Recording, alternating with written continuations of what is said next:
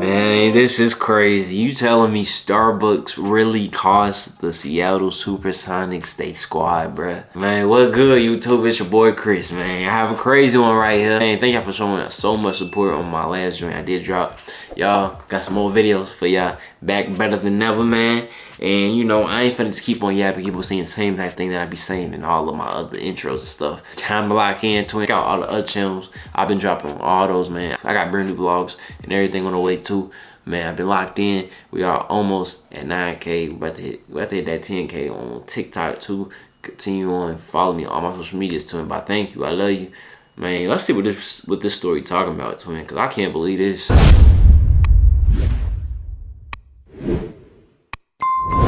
The date is June 16th, 2008. The Seattle Supersonics owner Clay Bennett is in court right now. You see, when Bennett bought the team, he made a promise, both verbally and legally, he would do everything in his power to keep the Sonics in Seattle. It is our desire to have the Sonics and Storm remain in Seattle. Upon the discovery phase of this mysterious trial, Clay Bennett's emails will become public, revealing just how far he will go to make his promise a reality. I'm a man possessed. We'll do everything we can. I'm a man possessed. I am only beginning. I will do everything I can to get this done in Seattle. There was just one problem, though. Cared about that. The email he was replying to read, "Is there any way we can move here to OKC for next season, or are we doomed to have another lame duck season in Seattle?" Wow. That's right. Clay Bennett is in court right now because he's being sued by the city of Seattle for stealing the Sonics. To understand how we got here, we must go all the way back to the 60s. In 1967, a new NBA team will be born.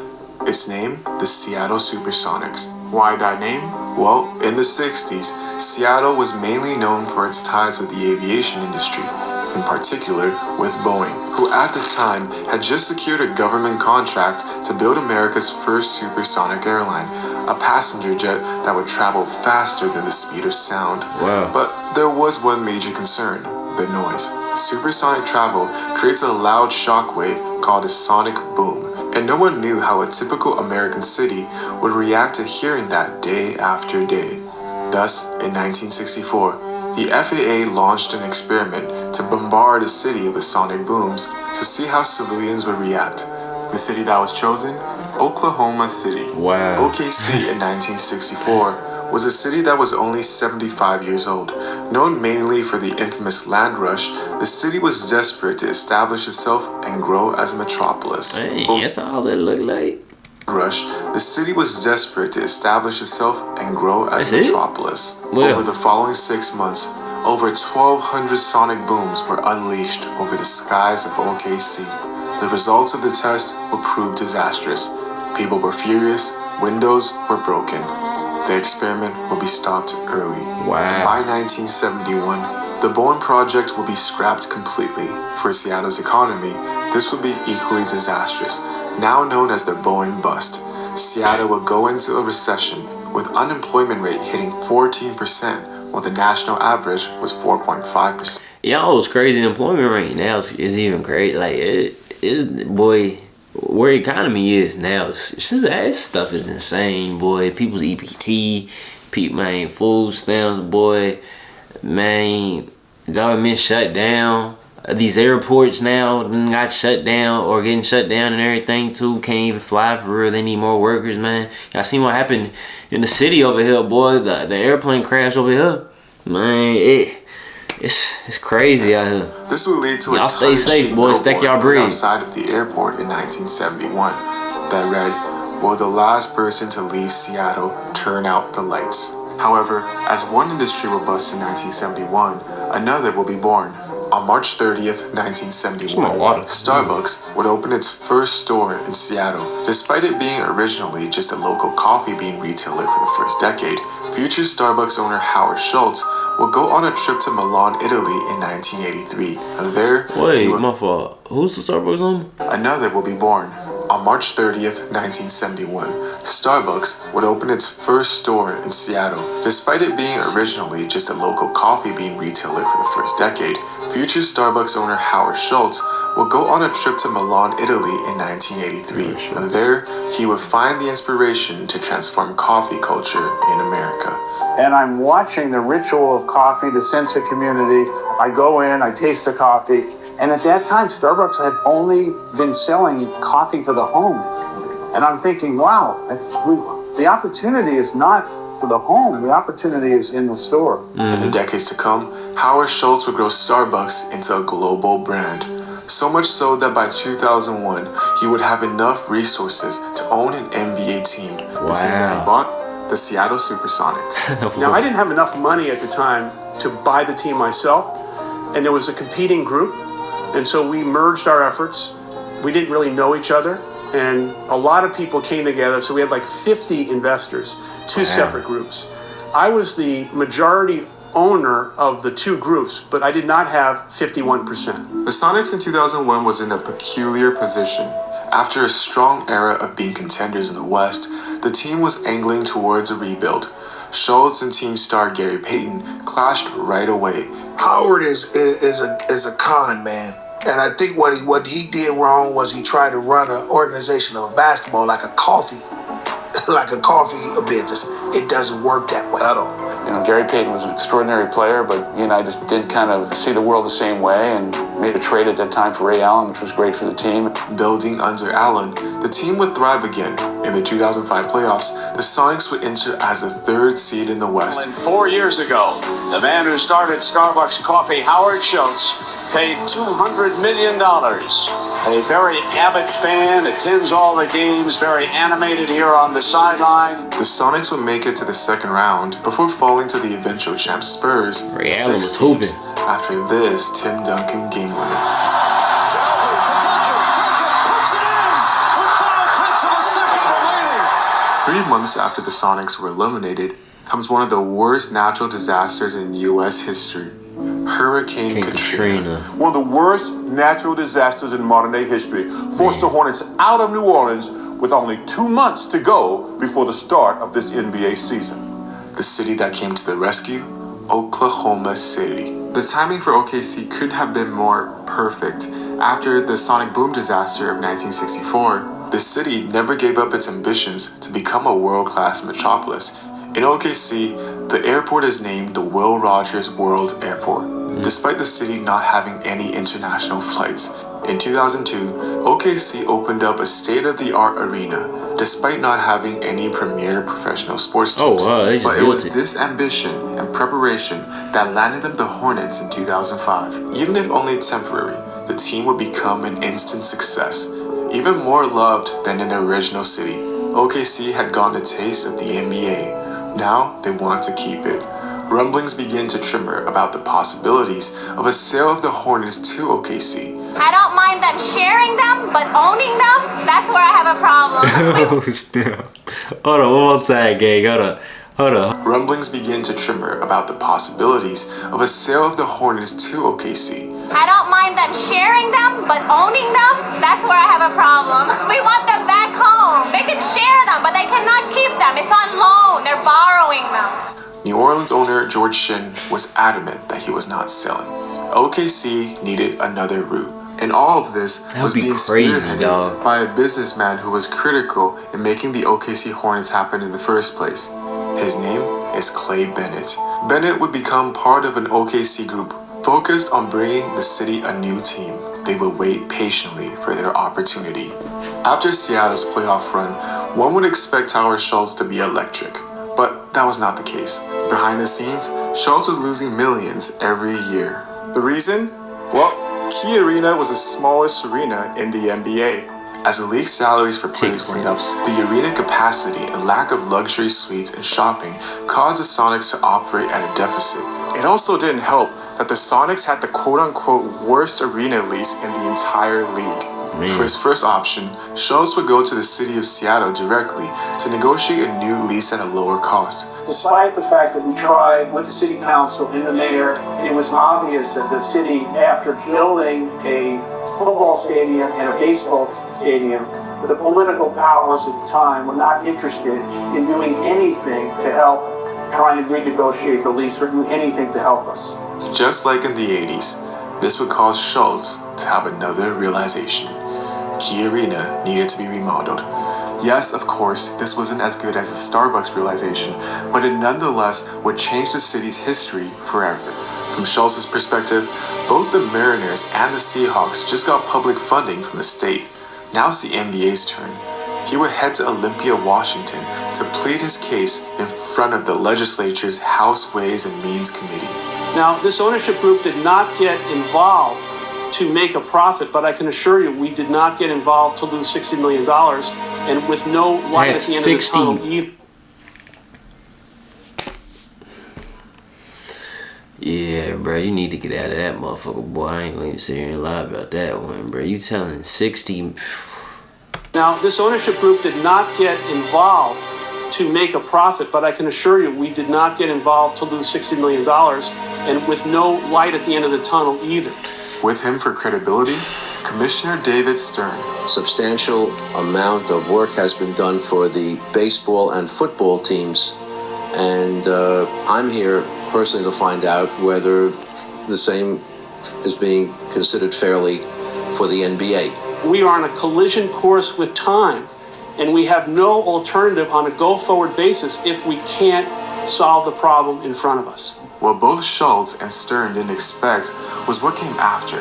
House Speaker Frank Chop will be quoted as saying, "The NBA ought to get their own financial house in order when their payroll is over $50 million.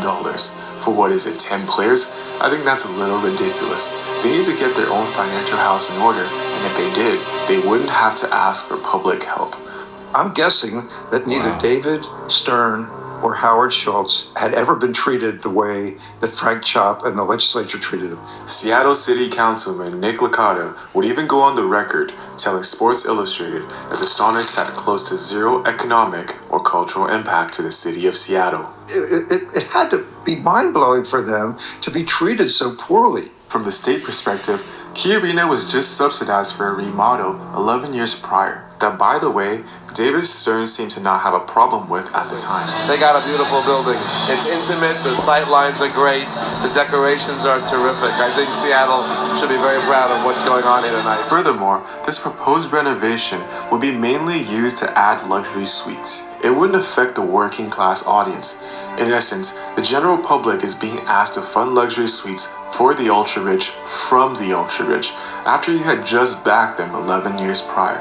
David Stern was humiliated that day, an offense he did not take lightly. For Schultz, this also led him to the inevitable conclusion. So I decided, in the best interest of me and my investors, why don't we sell it to the other group? And the other group did not want to buy it. Primarily because we were losing so much money. But then I went out to everyone in Seattle that I thought had the means to buy the team, and no one showed up.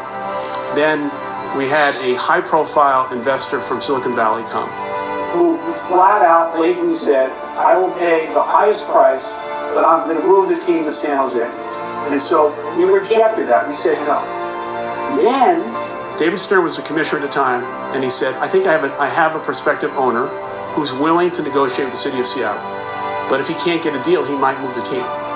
But I can't imagine if the city of Seattle knows that someone from out of town is going to buy the team, they're going to negotiate with him. Right. That was the going-in assumption. On July 18th, 2006, in a moment that caught everyone off guard, Howard Schultz would hold a press conference to announce that he was selling the Sonics to an ownership group from Oklahoma City, led by Clay Bennett. Today, we stand before you filled with both great emotion and renewed hope and enthusiasm for professional basketball in the Northwest region. And I believe in my heart, as he has said to me and now to you, that he understands the public trust of Seattle and the Northwest and is going to try and do everything he can to keep the team here. While on the surface, this looked like a genuine betrayal, but there was actually ample evidence that Clay Bennett had convinced Howard Schultz and Cole that he was keeping the team in Seattle. 1. Schultz had turned down a previous buyer who was open about their intentions to relocate the team.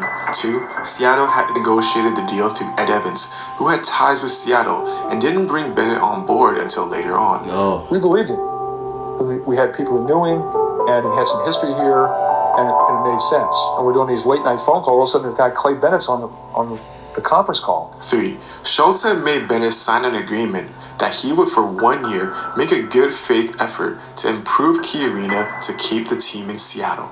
But then again, when you zoom out of it all, Howard Schultz was selling the team to someone from OKC who had just tried to buy the New Orleans Hornets while they were in a national tragedy. Bennett would fulfill his commitment, developing a plan for a new arena in Renton, Washington. Like Schultz, he would go to Olympia and ask for even more money than Schultz had the year prior.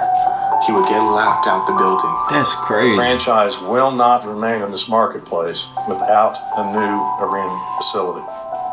If a commitment for a new building is not realized, then we will evaluate our options, which will include relocation.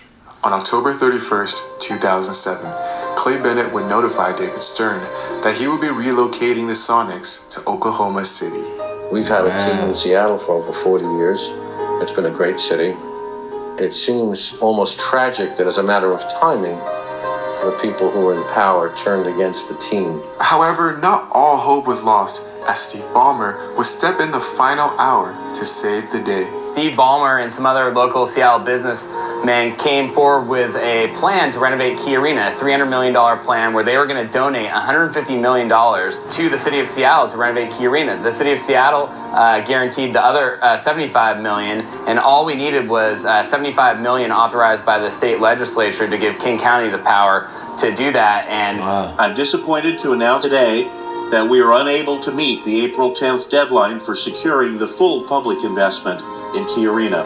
Without a plan in time to renovate Key Arena, the NBA owners would vote 28-2 in favor of approving the relocation. But the city of Seattle still had one last trick up their sleeve. You see, the city of Seattle had leased Key Arena to the Sonics until the 2010 season, and they intend for Clay Bennett to honor that agreement, thus suing Clay Bennett. This was not a fight for money, they say. It's a fight for the culture and for the people. During trial, when Clay Bennett's public emails were released and subsequently went viral, Seattle had their smoking gun. Could it be the smoking gun that helps keep the Sonics in Seattle? Emails last April between Clay Bennett and the team's other co-owners suggest that the plan was to move the team to Oklahoma City all along. In an email from co-owner Aubrey McClendon to Clay Bennett right after the purchase, he would title the email, "The Oklahoma City Sonic Boom, baby." And it didn't just end there. McClendon would then go on the record in a statement to the Journal Record in Oklahoma, saying, quote, "But we didn't buy the team to keep it in Seattle. We hope to come here." The NBA was of course livid with this quote, fining McClendon $250K for the comments. Clay Bennett would also defend his intentions by sending this email to Commissioner David Stern. "I'm concerned that you may feel I have betrayed your trust. I view you as a role model, a deep and compassionate thinker, and a person with a rare and unique charisma that brings out the best in everyone you touch. You are just one of my favorite people on earth. I would never breach your trust." As absolutely remarkable as it may seem, Aubrey and I have never discussed moving the Sonics to Oklahoma City. And of course, we can't forget about this infamous email exchange from the beginning of this video. Considering all of this evidence, I think it's pretty safe to assume that the city of Seattle had a pretty solid case. And every new email that's uncovered is another dagger in Clay Bennett's plans. If successful with the lawsuit, the Sonics will be forced to stay in Seattle until 2010. That would surely give the city ample time to figure out the Key Arena solution with Steve Ballmer. However, hours before the verdict came in, this happened. Imagine being able to build an app with your name on it, just by thinking about it. Meet Base 44, a complete AI creation platform. Welcome back at 4. However, hours before the verdict came in, this happened. Welcome back. At 4 p.m. today, U.S. District Judge Marsha Peckman was expected to issue her decision about whether the Sonics would have to stay in Seattle for 2 more years. At 4, she released this statement, quote, "The parties have settled the case. Details of the settlement will be released by the parties." Today I am announcing a settlement with Mr. Bennett and the Professional Basketball Club. In exchange for terminating the lease 2 years early, Mr. Bennett has agreed to a settlement package with a payment of up to $75 million to the city of Seattle. The city of Seattle was settled with Clay Bennett for $75 million. Wow. the Sonics will leave Seattle immediately. Upon the $75 million owed to Seattle, $45 million was paid right away.